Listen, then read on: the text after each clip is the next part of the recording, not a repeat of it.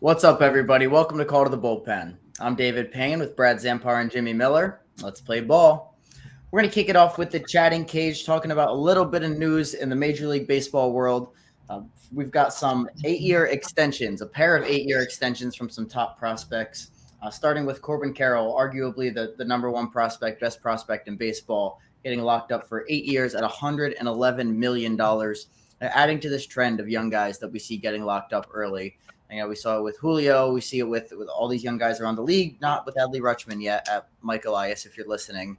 We were waiting for that, so let's get on that. But Corbin Carroll's the latest one to get a bag after like 30 major league games, too, which is insane that he just secured himself $111 million. So what do you guys make of, one, this trend of young guys getting locked up through their entire rookie contracts and then some, and then this deal in particular? Yeah, I really like it for, both sides. Obviously, he's, when it's said and done, a few years down the road, he's probably going to be worth more than he's going to get annually. But I really like what the Diamondbacks are doing. They have some good young pitching. I think that they could, I think they're going to be above 500 this year, maybe a game or two. I think they're going to miss out on the wild card, but I really like what both sides did with the Carroll deal. I'm really impressed with their future, and I really like what he brings to the table when you think about it's kind of a five-tool guy, right? Has some power, can steal a lot of bases, potentially a 40 double 40 steal guy in his prime. So I really like what he brings to the table. Yeah, Carroll's definitely an interesting case because he also had that. He tore his labrum the year before last year. He missed most of the years. It happened in April, I believe. So he's kind of securing himself some money now, and a lot for the players taking extensions now, especially with the arbitration process. It takes a while for these guys to actually make decent money. And him just being able to lock that in now, it's going to be beneficial for him. It'll be beneficial for Arizona because they'll have one of the faces of the franchise that they can work around. And they're obviously not a huge market team. So it's going to be better for them to work around that and have him locked up. Yeah, I think this is a win-win. And when you look at what the going rate for is a star player now, if Corbin Carroll is what he's supposed to be, 3 years down the road when he hits arbitration, we're going to be paying him out 20, 25 mil a year anyways. So, that's 75 mil over those 3 years that they would have been paying him, plus 2 years of free agency. Who knows what the free agent market's going to look like by the time he hits it. So this is a great deal for them, even though you could say they could have waited 2 years. They could have gotten 2 cheap years out of him and then done an extension after that. But it's a show of good faith. It's something that when this 8 years is over and he's looking to sign another contract, he's probably going to remember. So when you can build that kind of pipeline there of signing your young players early and building that kind of relationship where they're going to want to stick around and they're going to see that you respect them, I think that's a really big deal. And that's what I really want to see the Orioles do with this young core that we have coming up. And for him, to secure generational, life-changing, family-changing wealth 30 games into his career is incredible. So kudos to his agent for getting that done too, because he's going to have a chance to go and sign another $250 million deal after this. Now, to a deal that I don't like nearly as much for the player, Keibert Ruiz also got an extension at 8 years, $50 million,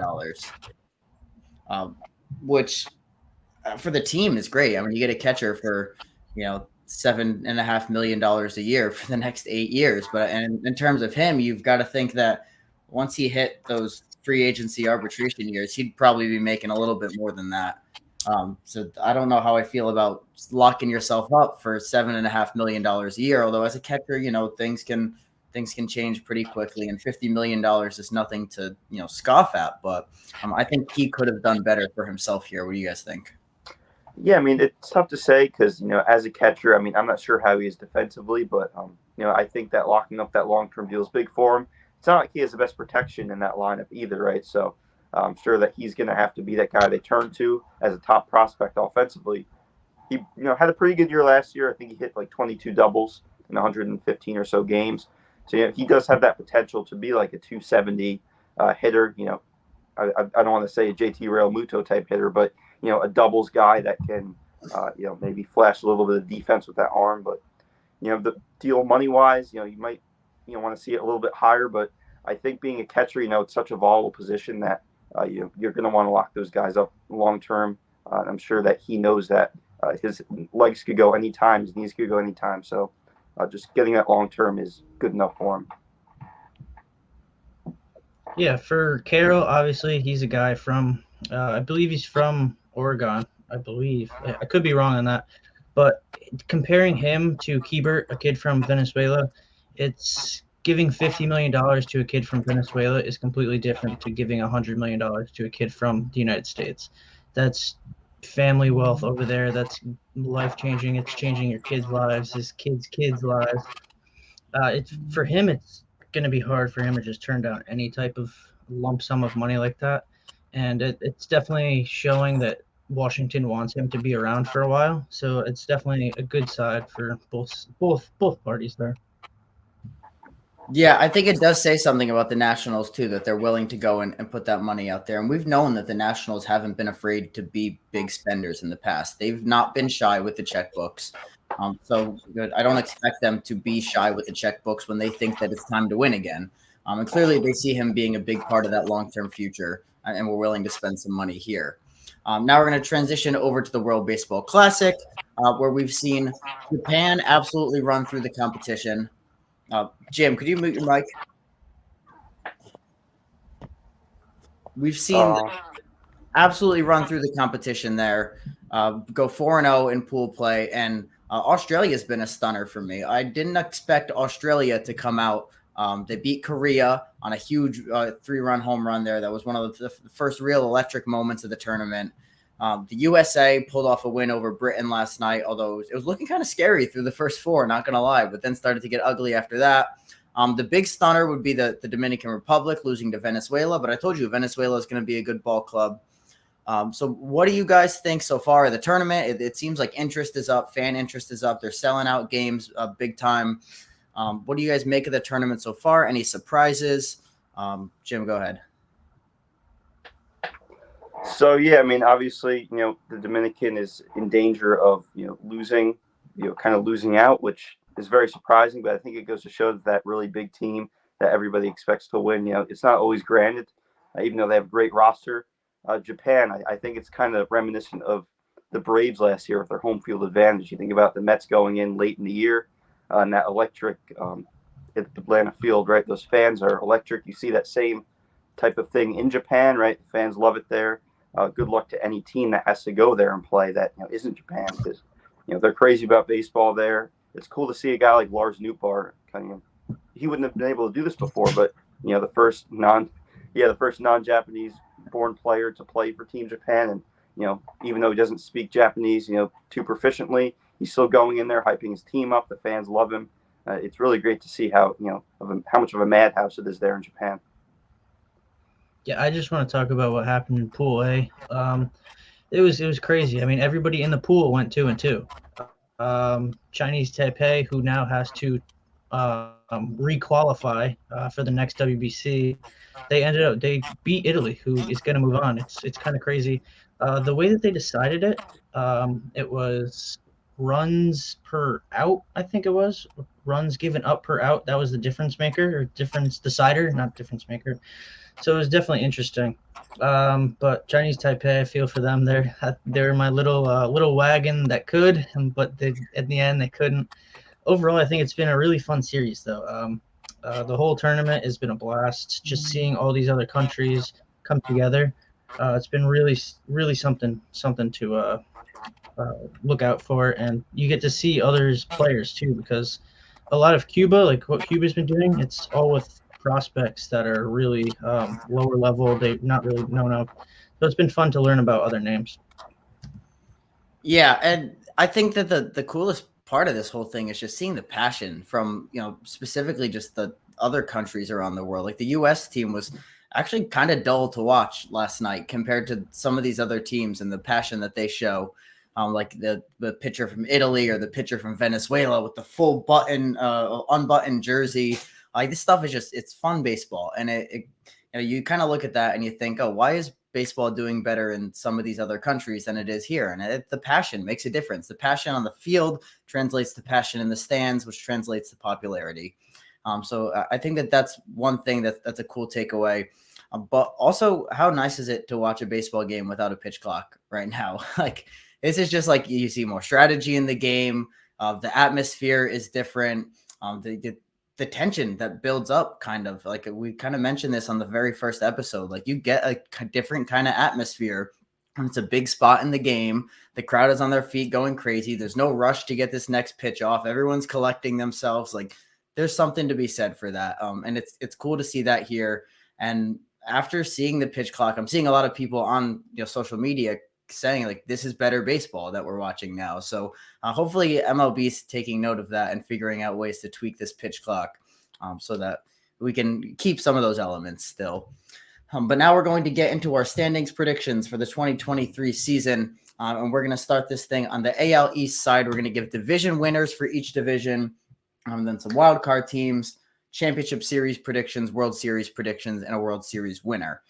So kicking it off with the AL East, I'm going to go ahead and maybe make the same mistake I made last year and take the Blue Jays to win it.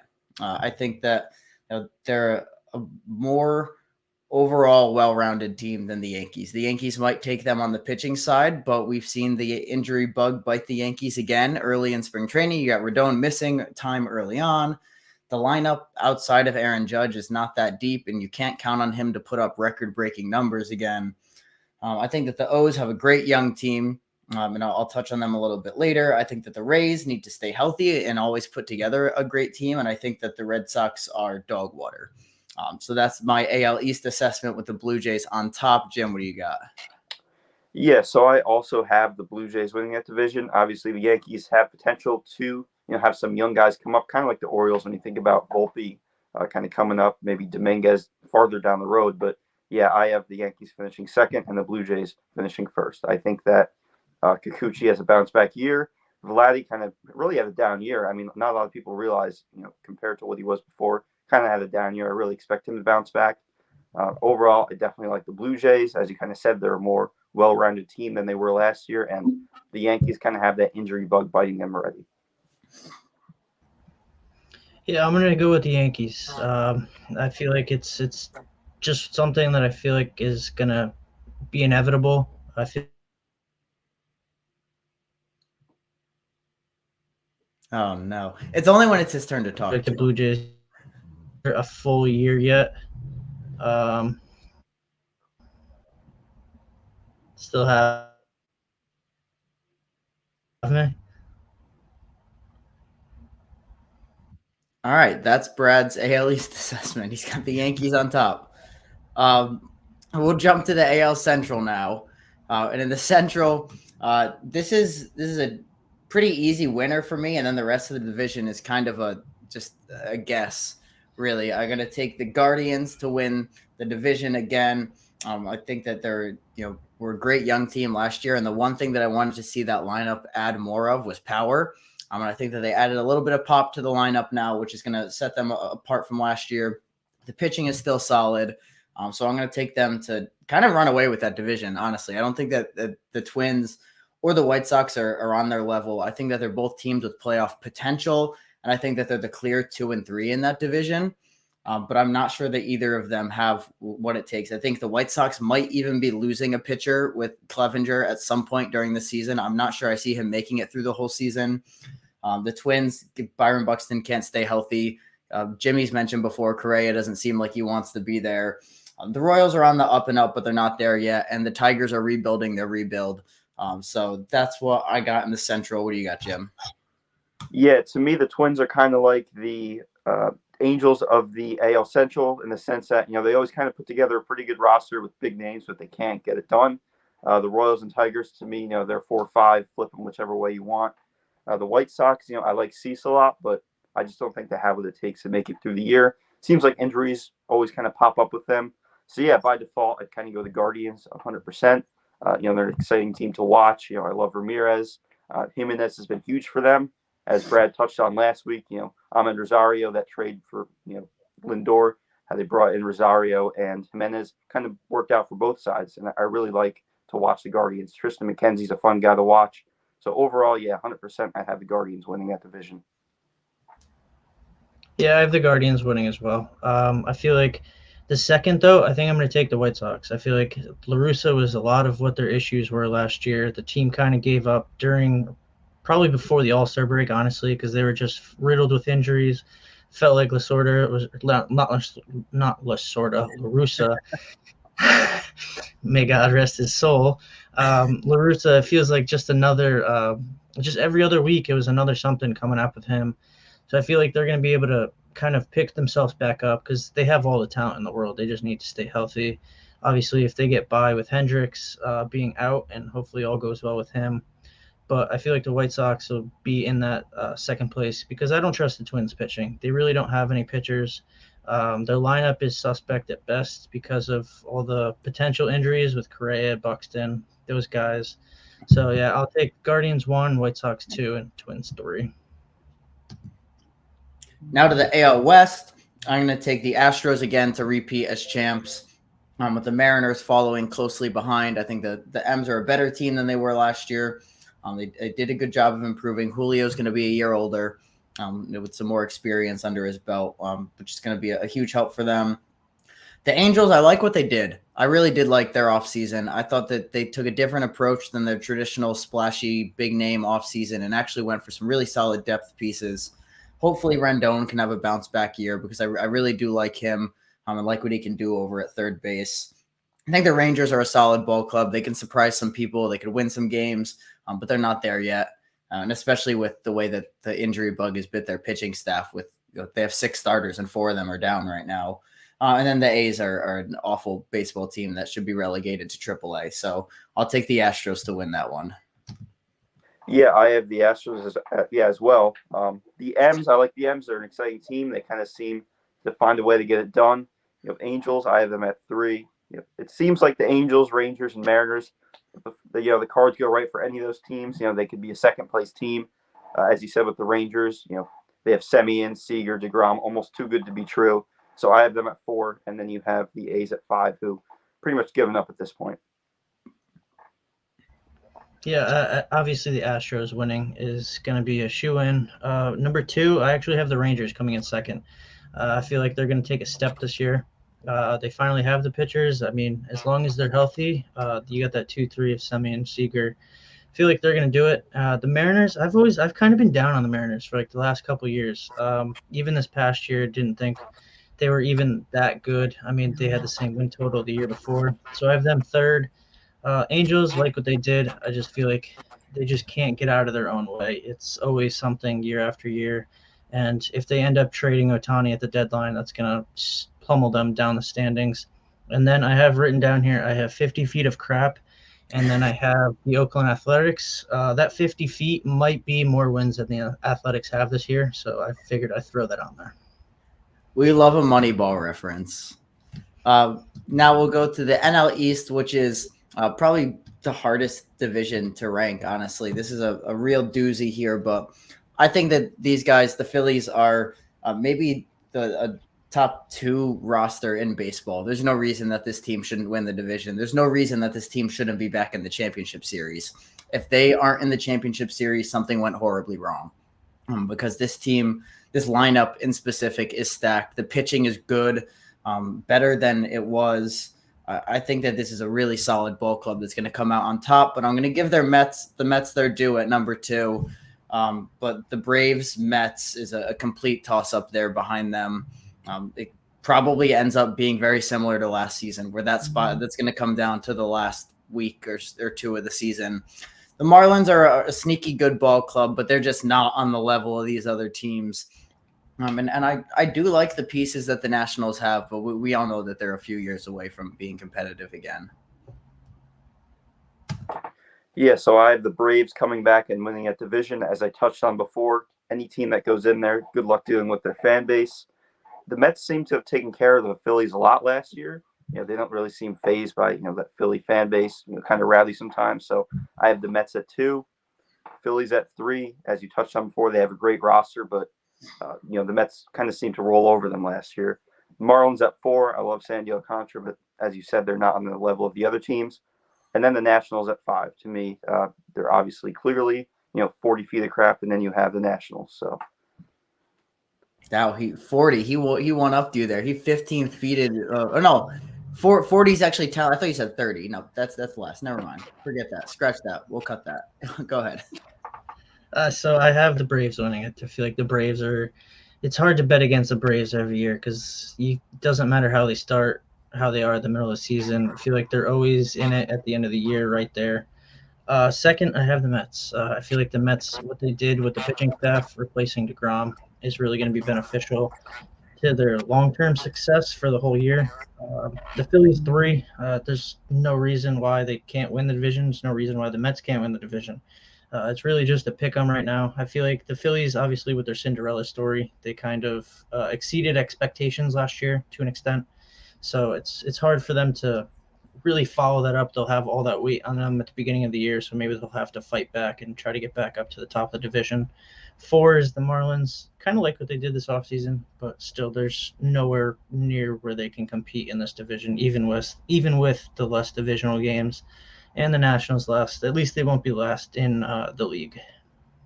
I don't like this whole like Phillies were the underdog narrative last year though, because I mean we might not have thought that the Phillies were good, but like the Phillies spend more money than anybody else almost. They're a top payroll in baseball, dishing out $100+ million contracts like it's nothing. So they might have felt like underdogs, but like this team's a huge disappointment if they don't do what they did last year. Like they were supposed to be there money wise for sure. So would you take the Mets or the Phillies to win any other division besides the AL West? I would say you could probably make a case that either one of those teams would be the favorite in any other division. Yes. Besides the NL West and the AL West. NL West, yeah, them too. Yeah. The NL West and AL West. Even the NL West would be a toss up with those two possibly being division winners. So and even the Braves, you could throw the Braves in that conversation too. They could win any other division besides theirs in the two Wests. But let's talk about the NL Central now, which is, I mean, quite the opposite of the East, I think, where it's not a great division. It's not a deep division. And I'm going double or nothing. Cody Bellinger, Trey Mancini, Eric Hosmer are leading the Chicago Cubs to the NL Central title this year. This team could win 95 games, or this team could win 55 games, depending on how things shake out for them. But I'm gonna take these guys to bounce back. You got Marcus Stroman, who was just in the World Baseball Classic, so he's got a little bit of buildup, his kind of hype thing that he likes there. So he's gonna be coming in hot. You've got like I said, Hosmer has potential to have a bounce back with no shift. Bellinger has a potential to have a bounce back just in general as a 26-year-old former MVP. I love Trey Mancini. Trey Mancini is going to lead that team to the NL Central title. I think the Cardinals are a good club. I think the Cardinals are probably the right answer to win the division. But I think the Brewers have some issues over there. Corbin Burns does not want to be there. Corbin Burns is going to be in black and orange in Baltimore by the end of July.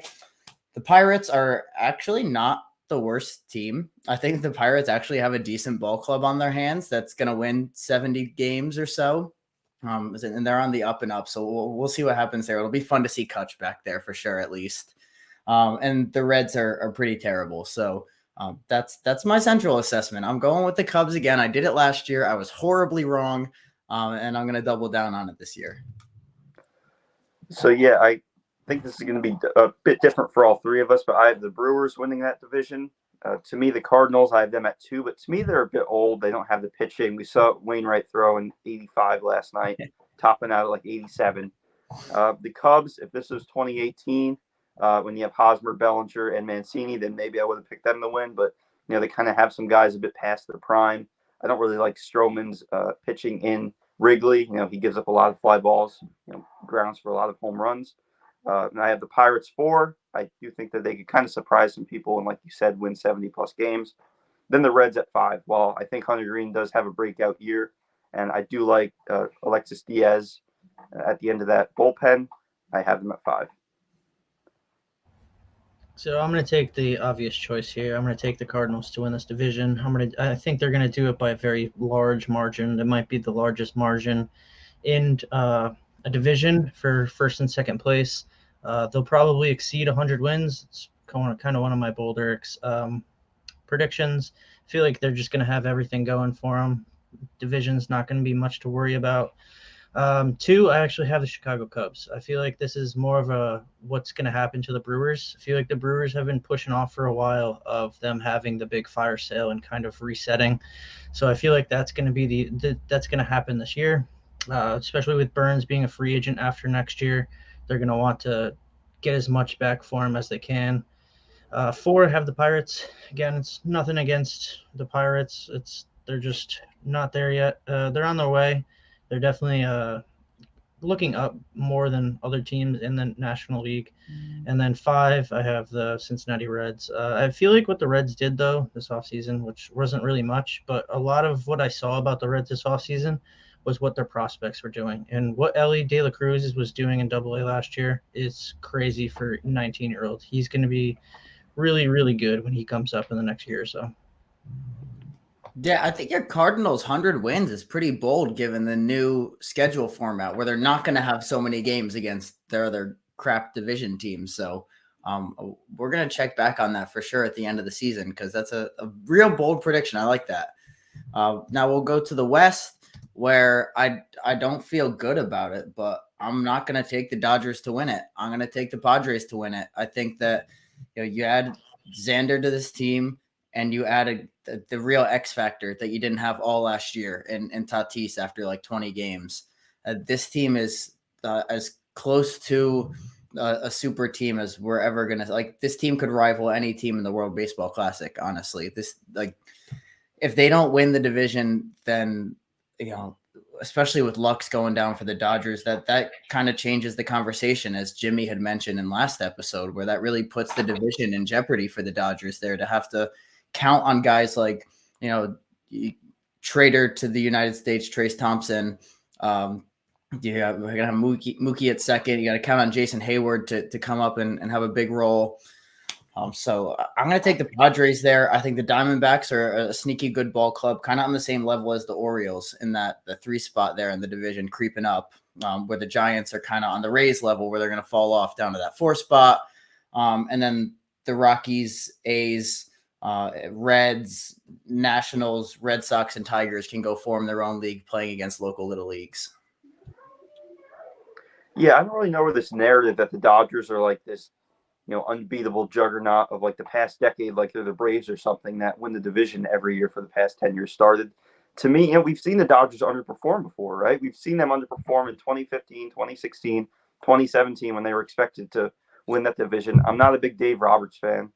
I really think that he's kind of a mid manager that gets really overplayed because of how good his players are. So I have the Dodgers at 2. The Padres to me are the lock at 1. As long as they don't get in each other's way, right? We know how they have some great players. Tempers can kind of flare there, but I think that Bogarts is kind of a good voice of reason there, right? Kind of a good calming presence that could, really has a good track record amongst being a good teammate. So I really like that. I really like how well they could gel together. So I have the Padres at 1, Dodgers at 2. I like the Diamondbacks and what they're doing, so I have them at 3. To me, the Giants are, they really didn't do anything this offseason. They did lose Rodon. So they're at 4, and then I have the Rockies at 5. This is exactly where the Dodgers want you. No expectations, everybody down on them. This is going to be the year that they really put it all together. They're going to be that team, going to get back up there, maybe make the World Series. National League is going to be really tough to come out of this year. That's going to be one of the storylines of the postseason without even playing game 1 of opening day yet. The National League is going to be a gauntlet to get through in the playoffs. But the Dodgers, I feel like this is exactly where you want them. 2, Padres. It's pretty easy to take the Padres here. Everything that they're doing is amazing. They're just printing money out in San Diego. Do what you got to do to win. It's at all costs. 3, I have the Diamondbacks as well. I feel like Zach Allen's really going to take a big step this year. It's going to be a borderline Cy Young winner. 4, I have who's the 4? 4 was the Giants. Yeah, the Giants. Really, they just didn't do much in the offseason. They signed Conforto, Mitch Haniger. So they're no pushover, but I feel like that pitching is definitely going to take a step back until their prospects start getting up there in the next year or so. And then 5 is the Rockies. At least they have Dino. Yeah, and the whole Arson Judge is gonna have a huge year there for the Giants. Period. He's gonna have a massive year. But Jimmy, I would say that narrative started in 2013 when the Dodgers won the division for 8 straight years and have won it for 9 of the last 10.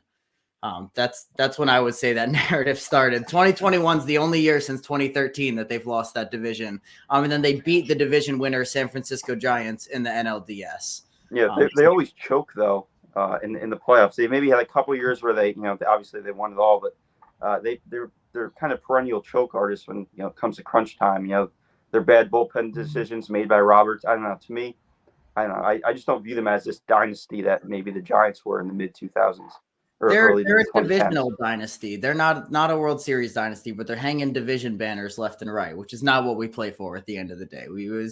To quote Moneyball for the second time this episode, if you don't win the last game of the season, nothing else matters. But now we'll talk about our wild card teams now. You know who our division winners are. But on the AL side, my 3 wild card teams, the Yankees are going to be a playoff team, period. Whether it's division winners or wild card, they're going to make the playoffs. So the Yankees, I'm going to take the Mariners to make the playoffs, and I'm going to be bold, and I'm going to take the Orioles to make a wild card spot this year. So I think, like I said, the Yankees have to make it. If they don't make it, then they should just sell the team and rename and rebrand and everything, because that's a tremendous disappointment. The Mariners, like I said, Julio, a year older. I think that they're a good ball club, but I could see other teams sneaking in here. The Angels are all right. The White Sox, Twins, Rays all have chances. And then the O's are a great young ball club. Prospects are going to come up. I think the Ace trade does happen this year. So looking forward to an O's playoff game this year. So who do you guys got in the AL? Yeah, to me, the Yankees are kind of a wild card lock. I do have the Orioles. I think it's going to be between the Orioles and the White Sox for that 3 spot in the wild card, because I do think that the Mariners are going to get that second wild card spot. So ultimately, I do have the Yankees, M's, and I'll kind of go with the Orioles as well. I think that they're going to have some midseason reinforcements. I think that they could potentially have a strong deadline. They were only 3 wins away from being a third place team last year, and the Rays regressed. So I do see the Orioles winning 87, 88 games potentially. God, this is gonna suck not picking the Orioles to make the playoffs. But what my thing was, everybody thought that this was going to be the offseason that they added, and it turned out it wasn't. So until that they go to the All-Star break and they add pitchers, because that's the obvious need of this team, they need an ace or two, depending on what Grayson Rodriguez does. But they're definitely going to be in the wild card hunt. I certainly wouldn't pencil them in as a team yet, but obviously I would love for it. I'd love for them to win the division. Going to be rooting for them to do that. But my lock would be obviously the Blue Jays, because I have the Yankees winning the division. I feel like the Blue Jays are just going to get there this year, and hopefully they lose to the Orioles, but they can finally win a playoff game, because they haven't since they beat the Orioles in 2016, coincidentally enough. 2, I'm going to take the Rangers to make the playoffs. This is going to be their year that they do it. It's going to be DeGrom who's going to start in the wild card round. He's going to win a game. It's going to be crazy. And then they're going to probably lose in the divisional round to somebody. Don't know who, but think they'll lose. And then 3, I'm going to take the Chicago, or not the White Sox, the Mariners. It'll be 3 teams in the West. Okay. Now, a counterpoint to your Orioles statement that they didn't add this offseason. I think they're making additions. I think they're making additions that aren't coming in the form of trade or signings. And I think that those additions can be equally as valuable. Adley Rutschman was not a trade or was not a signing last year, but probably boosted this team legitimately 15 wins. So I think that you make acquisitions in the form of John Means back. You make acquisitions in the form of Grayson Rodriguez and Joey Ortiz, things like that. I consider those acquisitions still, because they are new to the ball club. But obviously those are, I'm naming, besides Means, I'm naming prospects, so you don't know how they're going to pan out. So risky acquisitions, you could say. But I do think that acquisitions, it would be wrong to say no acquisitions were made. But to the NL side, this is a tough one, because there's so many good teams. I'm going to take the Mets, because I took the Phillies winning the division. I'm going to take the Braves. So 3 teams coming out of the East, and then I'm going to take the Dodgers. But there's such a wealth of talent in this league. The concentration of talent in this league is the best that it's been in a long time. There are legitimately 25 teams that could make the playoffs right now, which is not something we've seen. A lot of tanking teams for the last decade. And right now there's a lot of good ball clubs. And that makes these predictions super, super difficult and tricky because I'm leaving off teams like the Cardinals, the Brewers, the Diamondbacks, the Giants, the Angels, Twins, White Sox, Rays. Like I'm leaving all of these teams that could easily be playoff teams off of my playoff predictions. So I think that that's really good for baseball to see that kind of distribution of talent across the league. Yeah, so I got to go. Obviously, being a Mets fan, I have them getting a wild card spot. Dodgers, I'd say they're pretty much a lock if they don't win that division to get a wild card spot. And then I'm going to go with the Cardinals with the 3. I think, the Phillies, obviously, I have a little bias as a Mets fan, but kind of seems too good to be true what they did last year to repeat. We've kind of seen them, choke and struggle a bit in the past when it comes to late game relief pitching. So I have the Cardinals, Dodgers, and Mets getting the 3 wild card spots. The Phillies not making the playoffs would be just horrendous. It would be awful. The Middleton family would, again, the same as the Yankees, sell the team, rebrand, move them. If those 2 teams miss the playoffs, then I'm not making any kind of bets like I did last year with the Dinger tramp stamp. But I don't know. I'll eat a whole head of lettuce on the show if both of these teams don't make the playoffs. Crazier things have happened, though, when you think about, the history of the Phillies. And, they've had some notable chokes when you think about it, the past 5-6 years of, they should have made the playoffs, but they didn't. Yeah, they're Brad said that the Twins are the Angels of the AL Central, and the Phillies really have been the Angels of the NL East. So I do understand the skepticism. Brad, So what do you got? my 2 teams would be the other 2 in the NL East that I'm not picking to win the division. Mets and Phillies feel like they're going to be those 3 and going to be locks for the playoffs. And then my other one would be the Padres out of the NL West. It's going to be tough for any other of the lower teams in the NL East or the NL West to really come up and take one of those spots away from those 5 teams. So those 5 are pretty much locks. Now, looking ahead to the playoffs, well, there's 17 rounds of the playoffs now, so we'll just skip right ahead to the championship series. Who do you guys have in the championship series on both sides? I'm taking the Astros to make it to the championship series again, and I've got them facing, which obviously this all depends on how the bracket shakes out, and who ends up where. And these teams that we're going to name could possibly meet up earlier, and this could be impossible scenarios, but I'm taking the Astros versus the Guardians in the AL Championship Series, with the Astros coming out on top and repeating as AL champions. And then I'm taking the Phillies and Padres on the National League side to meet again in the Championship Series, but with a different outcome this time, with the Padres coming out on top with Tatis being that X factor to put him over the top there. So I got Astros, Guardians, Phillies, Padres, and an Astros versus Padres World Series. Yeah, I'm actually going to take the Astros. To me, they're kind of a lock to potentially win the World Series again. But I also have the Yankees. I really think that, Volpe's going to come up, make a big impact. Obviously being a Mets fan, I love to hate on the Yankees. But, you can't deny the fact that, they're a team that even when they're at their worst, you could rely on them to win 90-plus games. I think they do have some big performers in the postseason. So going to the NL, I'll take the Mets. I think a lot of people think that Scherzer and Verlander are not going to stay healthy at throughout the year because of their age, but we're talking about 2 big professionals. They've pitched for probably 30+ years combined.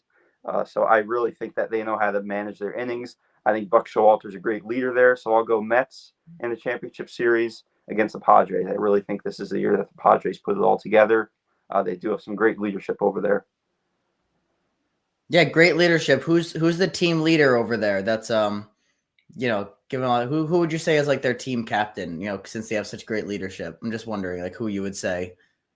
I mean, I don't want to be that guy, but I don't really think that they need just one team captain. I think that you could think of it as Soto's the captain of the outfield, Machado's the captain of the infield, kind of like that, right? Like they have leaders all across the field.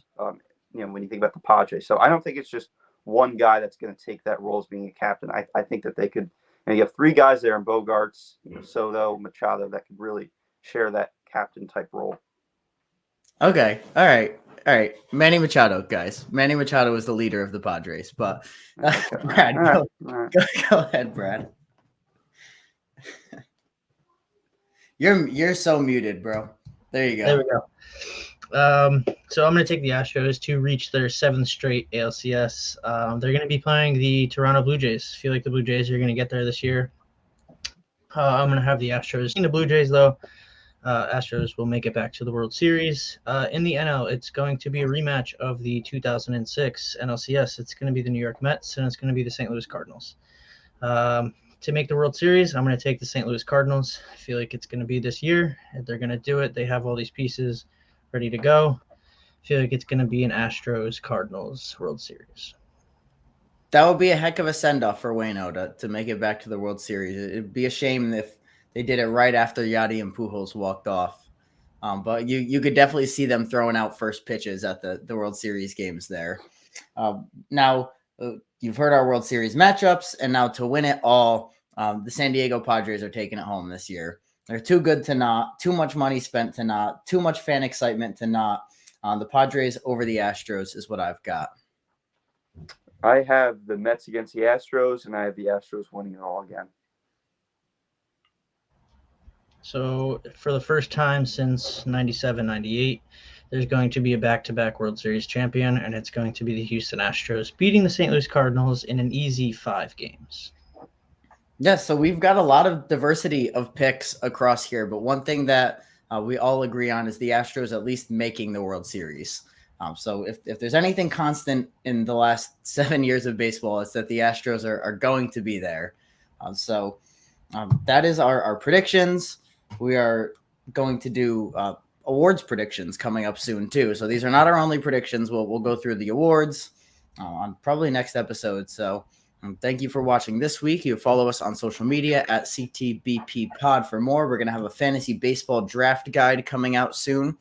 So keep an eye out for that if you're doing your fantasy drafts. But besides that, shoot us a follow, shoot us a subscription on YouTube, and we'll see you all next week with another episode.